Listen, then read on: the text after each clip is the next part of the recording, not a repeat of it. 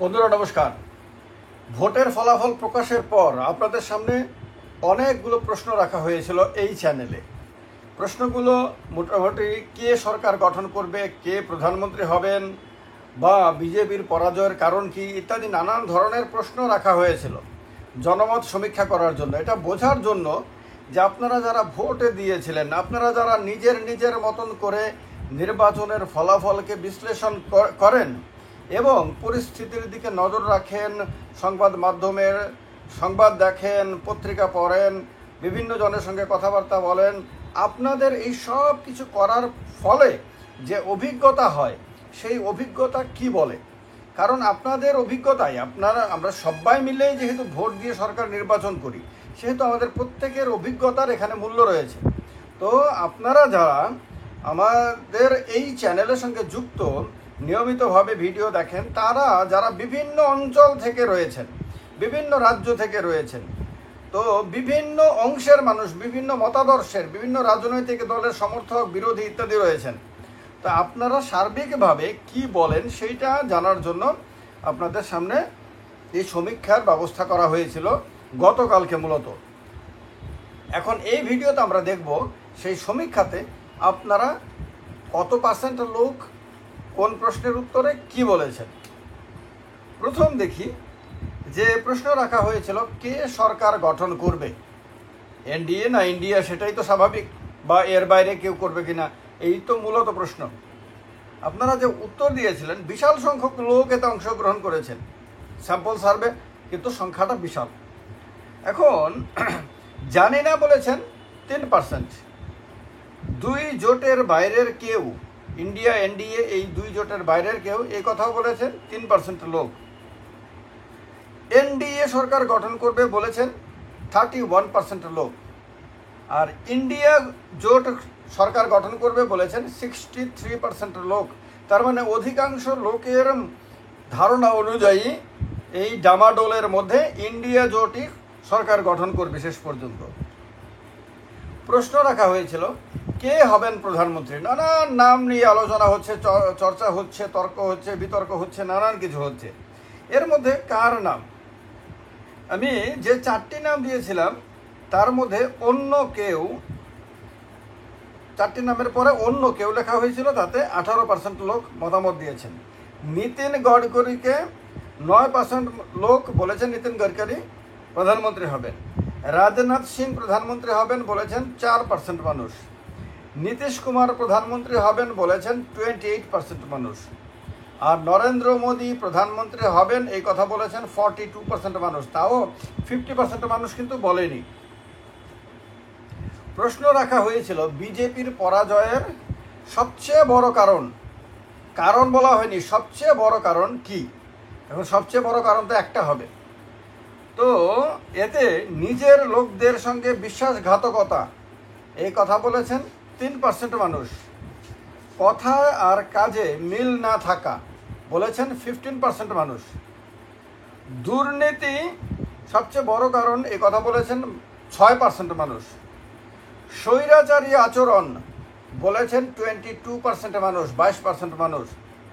আর নেতাদের অহংকার, বলে না হিন্দিতে, বলে না ঘমন্ডিয়া, হ্যাঁ, মানে বিরোধীদের ইন্ডিয়া জোটকে ঘমন্ডিয়া জোট বলা হতো, কিন্তু অধিকাংশ লোক বলছেন যে ঘমন্ড মানে অহংকার, বিজেপির নেতাদের অহংকার হয়ে যাওয়ার কারণে বিজেপির পরাজয়ের এটাই সবচেয়ে বড় কারণ হয়েছে।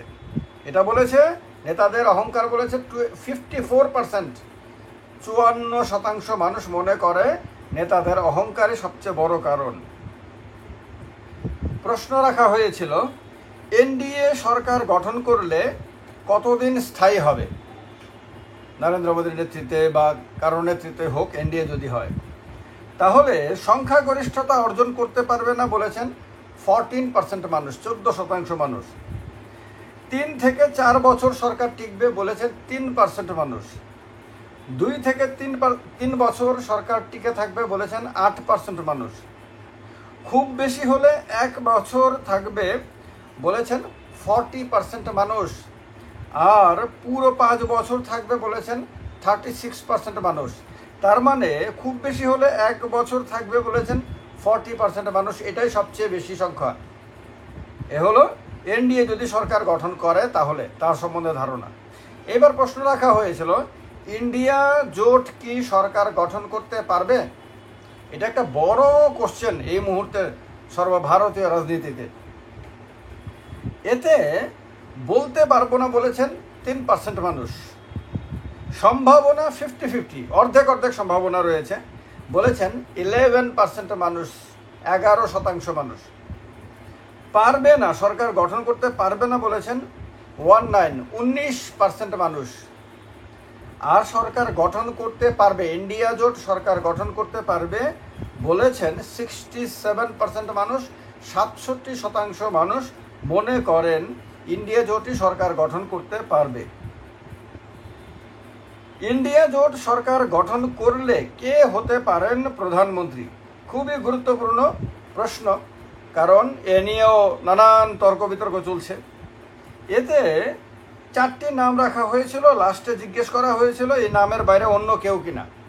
তা এই অন্য কেউ বলেছেন 3% মানুষ। মমতা ব্যানার্জি প্রধানমন্ত্রী হবেন বলেছেন 4% মানুষ। নীতিশ কুমার প্রধানমন্ত্রী হবেন ইন্ডিয়া জোট সরকার গঠন করলে বলেছেন 17% মানুষ। মল্লিকার্জুন খড়গে প্রধানমন্ত্রী হবেন বলেছেন 6% মানুষ ইন্ডিয়া জোটের সরকার হলে। আর ইন্ডিয়া জোটের সরকার হলে রাহুল গান্ধী প্রধানমন্ত্রী হবেন মনে করেন 69% মানুষ। আপনারা দেখেন, যদি এনডিএ সরকার হয় তাহলে নরেন্দ্র মোদী প্রধানমন্ত্রী হবেন, আপনার এই কথা মনে করেন আপনার 42% মানুষ। আর ইন্ডিয়া জোট সরকার গঠন করলে রাহুল গান্ধী প্রধানমন্ত্রী হবেন এটা মনে করেন 69% মানুষ। সাংঘাতিক ডিফারেন্স এই ক্ষেত্রে। এই যে জনমত সমীক্ষা, এই জনমত সমীক্ষায় অনেক কিছু বোঝা যায় যে সাধারণ মানুষ, বিভিন্ন অংশের মানুষ, বিভিন্ন জায়গার মানুষ, বিভিন্ন ভাবনার মানুষ, বিভিন্ন রাজনৈতিক মতাদর্শের মানুষ কি ভাবছেন, তারা তাদের মধ্যে বেশিরভাগ মানুষ কোন মতামতকে সমর্থন করছেন। ফলে সেই দিক থেকে এই সমীক্ষাগুলো সবসময় খুব গুরুত্বপূর্ণ হয়। এখন কোনোটাতে 2000 মানুষ, কোনোটাতে 2500 মানুষ, কোনোটাতে 1500 মানুষ সমীক্ষাতে অংশগ্রহণ করেছেন। আমি দেখলাম যারা প্রফেশনাল এই সমীক্ষাগুলো করে, বিভিন্ন exit pole survey, opinion pole survey করে বড় বড় কোম্পানিগুলো, তারা বলেছেন 1400 মতন মানুষের স্যাম্পল মোটামুটি দরকার হয়। তো সেই ক্ষেত্রে এখানে কোনো কোনো প্রশ্নের উত্তরে 2000-2400 মানুষ মতামত দিয়েছেন। তাহলে স্যাম্পল সার্ভেতে যদি তারা 1400 মতন, সামান্য কম বেশি মানুষের যদি তারা মতামত গ্রহণ করে সারা দেশের মুড বোঝার চেষ্টা করেন, বা কোনো একটি অঞ্চলের আপনার মুড বোঝার চেষ্টা করেন, তাহলে এখানে খুবই গুরুত্বপূর্ণ। এখানে অনেক বেশি সংখ্যক মানুষ ভোট দেন এবং তাদের মতামতের ভিত্তিতে এই স্যাম্পল সার্ভেগুলো আপনাদের সামনে তুলে ধরা হয়। সেই দিক থেকে এই স্যাম্পল সার্ভেগুলোর গুরুত্ব অনেক বেশি। কারণ এবারেও বারবার কিন্তু এই স্যাম্পল সার্ভেতে আপনারা বলেছিলেন, আমি যে দাবি করেছিলাম যে কোনো দল একক সংখ্যাগরিষ্ঠতা অর্জন করতে পারবে না, এটাতে কিন্তু অনেক লোক সমর্থন করেছিলেন। তার মানে বোঝা গেছিল যে যেটা আমার সার্বিক গবেষণাতে যেটা উঠে এসেছে সেটা আপনাদের মধ্যেও অনেকের ধারণার সঙ্গে মিলে যায়। আপনারাও ঘরে বসে নিজেরা বিভিন্ন দিক থেকে সংবাদ সংগ্রহ করে আপনারাও একটা ধারণা তৈরি করেন। সেই দিক থেকে এই ধারণাগুলো খুবই গুরুত্বপূর্ণ। ভিডিওটি যদি ভালো লাগে, এই সার্ভে সঙ্গে যদি আপনারা একমত হন, তাহলে অবশ্যই ভিডিওটিতে কমেন্ট করে জানাবেন। আর একমত না হলে সেটাও জানাবেন। আর লাইক শেয়ার তো অবশ্যই করবেন। এভাবেই সঙ্গে থাকবেন। আর এই চ্যানেলের মধ্যে এই রকম নিয়মিতভাবে বিভিন্ন বিষয়, বিভিন্ন গুরুত্বপূর্ণ আপ টু ডেট বিষয়ের ওপরে সার্ভে করা হয়। এই কারণে সেই সার্ভেতে আরও বেশি বেশি সংখ্যক আপনারা অংশগ্রহণ করবেন, মতামত দেবেন। সেগুলো আবার বিভিন্ন সময়ে ভিডিওর মাধ্যমে আপনাদের সামনে এভাবেই তুলে ধরা হবে। ভালো থাকবেন সবাই। জয় হিন্দ, নমস্কার।